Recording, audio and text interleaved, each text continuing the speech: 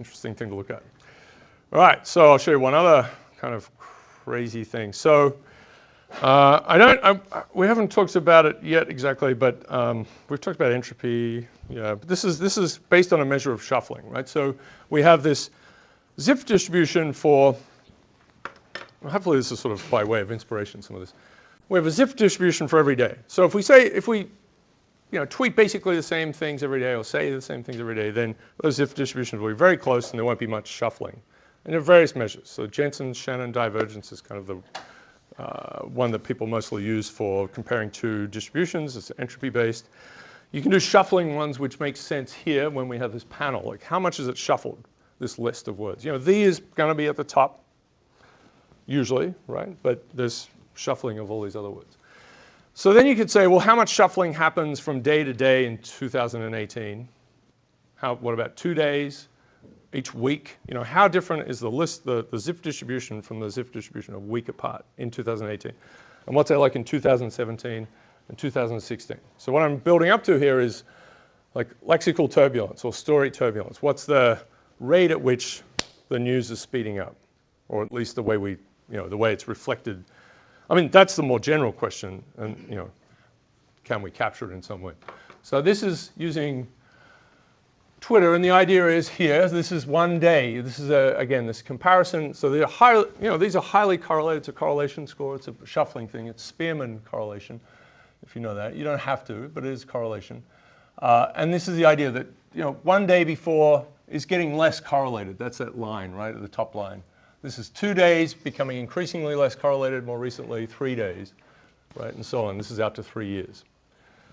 So 1 day is a bit funny because that's two consecutive blocks of 24 hours, and it's based on the Eastern Standard Time zone, so that's a bit weird because obviously days are not, the dominant, most tweets, the modal sort of time zone for tweets is the Eastern Standard Time, but that's, even so, they're not quite distinct, but once you move out to 2 days, then you've really had a gap, right? So everywhere around the world has had a day in between. So you can really see in that 2 day period, like things are decorrelating, right? What's being talked about is decorrelating. And this is like the news is turning over and over and over. There's more things, right? I think my favorite one in recent times has been, like there was just a Tuesday where it was Space Force. Like out of nowhere, it's like Space Force. And you're like, okay. It was just, and then we're sort of, then there are other things just got talked about, back to other stuff.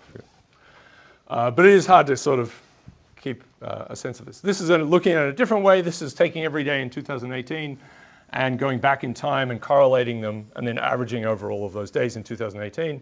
All these little wiggles, that's a weekly cycle because there's a Fridayness and a Mondayness and a Tuesdayness, right? So if you go back, this is the year scale. Once you get back, you're starting to, if you're in January or March or February, there's going to be January, March, February-ness that you'll start to get again.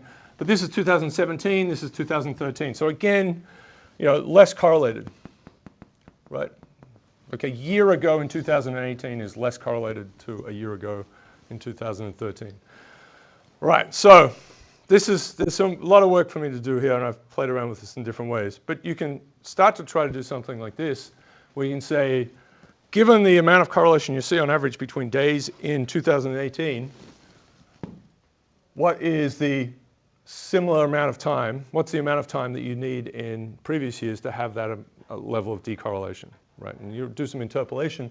So a day now is what happened in 1.3 days. What happens in a day in terms of Twitter's turnover happened over 1.3 days, 1.9, 5, and then 3 weeks back here, right? So this was more, right? So back in 2013, things were changing, but not as much, right? So you needed 3 weeks to go by to get what typically turns over in a day this year. That's a big speed up.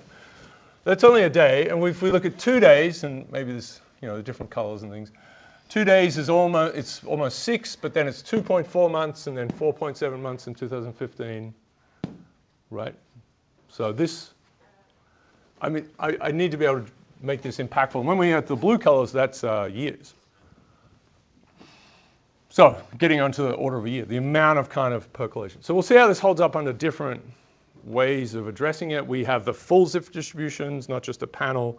We'll see how those things how it plays out with them. But you know, I think, and once you get out to like what happens over a year in 2018, well, that's sort of year level. I mean, this is 2 years back here, but it's not quite as drastic. The big speed up is, say, you know, what happens in a week.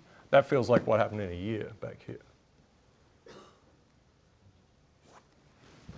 I mean, you see this, people talk about this anecdotally all the time, right? I mean, at least, and you know, it's anecdotal, but you know, I saw some tweet from someone saying, I'm going to write a autobiography of the last 10 years of my life.